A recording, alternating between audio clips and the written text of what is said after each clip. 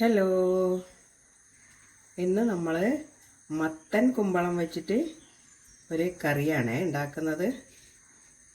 അതാ മത്തൻ ചെറിയ ചെറിയ പീസ് മതി. ഞാനിത് കട്ട് ചെയ്യാം.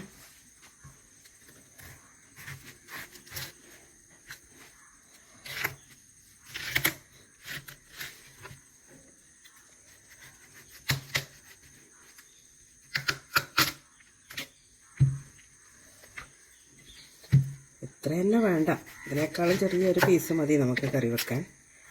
അത് നമുക്ക് ചെറിയ ചെറിയ കഷ്ണാക്കിയിട്ടെടുക്കാം.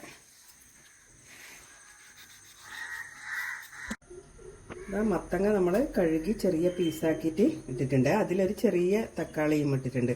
തക്കാളി ഞാൻ ചെറിയ ചെറിയ പീസാക്കിയത് കൊണ്ടാണ് ഇങ്ങനെ. ചെറിയ തക്കാളിയാണ്. ഇത് ചെറിയൊരു പുളിപ്പ് കിട്ടും. ഞാനിതിൽ പുളി ചേർക്കുന്നില്ല. പുളി ചേർക്കേണ്ടവർക്ക് ചേർക്കാം. പിന്നെ ഞാൻ ചേർക്കുന്നത് 2 ടീസ്പൂണ് മല്ലിപ്പൊടി, 1/4 ടീസ്പൂണ് മഞ്ഞൾപ്പൊടി, ഒരു 1.5 ടീസ്പൂണ് കാശ്മീരി ചില്ലിയാണ്. എരിവുള്ള മുളക് ഇതിൽ ഞാൻ ചേർക്കുന്നില്ല. അതിന് ഞാൻ ഒരു 5-6 കാന്താരി തേങ്ങയുടെ കൂടെ അരക്കുന്നുണ്ട്. അതുകൊണ്ടാണ് ഇതിൽ വേറെ എരിവുള്ളത് ചേർക്കാത്തത്. നമുക്ക് ചേർക്കാം. പിന്നെ പാകത്തിനുള്ള ഉപ്പ് ഒരു ടീസ്പൂണ് കുറച്ച് കൂടുതലായിട്ട് ഉപ്പ് ചേർക്കുന്നുണ്ട്. അത് നമുക്ക് പിന്നെ പയ്യെ നോക്കിയിട്ട് ചേർക്കാം. തേങ്ങ അരച്ച കറിയല്ലേ. എന്നിട്ട് ഇതിലേക്ക് വേവേണ്ട വെള്ളം. മത്തൻ അത്രയല്ലേ വേവുള്ളൂ, ചെറിയ വാവല്ലേ ഉള്ളൂ. അത്രയും വെള്ളം വേണ്ടു. അത് നമുക്ക് വേവിച്ചെടുക്കാം.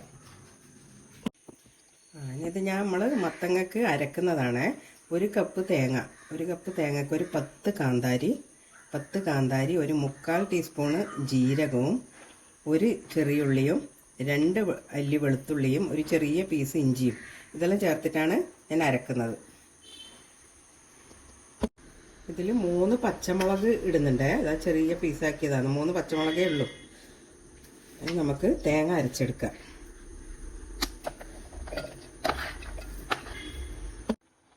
മത്തങ്ങ നന്നായി വെന്തുവേ. ഇനി നമുക്ക് ഇതിലേക്ക് 3 പച്ചമുളക് ഇടുന്നുണ്ട്. തേങ്ങ ഒഴിക്കാം.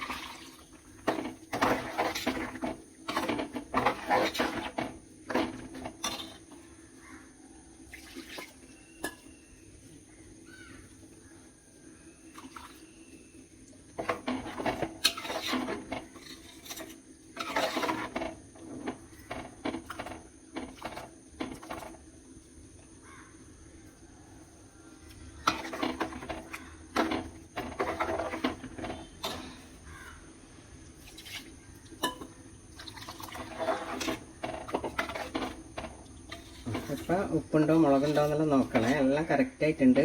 ഇത് തിളച്ചിട്ടാകുമ്പോൾ നമുക്ക് കടുക് വറുത്തിടാം.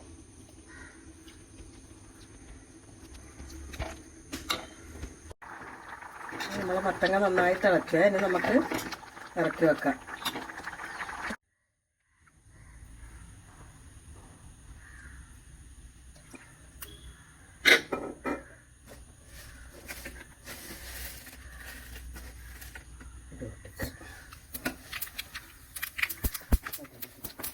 കറിവേപ്പില, ഉണക്കമുളക്, ഉണക്കമുളക്,